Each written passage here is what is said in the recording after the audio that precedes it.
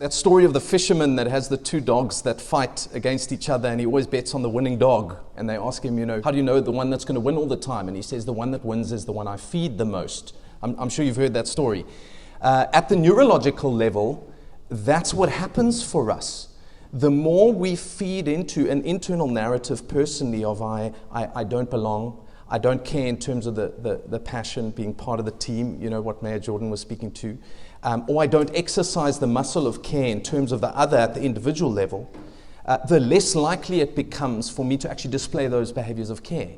And ironically, the more that moments like this happen, where we display care, talk about care, allow for care, the dog that wins is the dog you feed the most.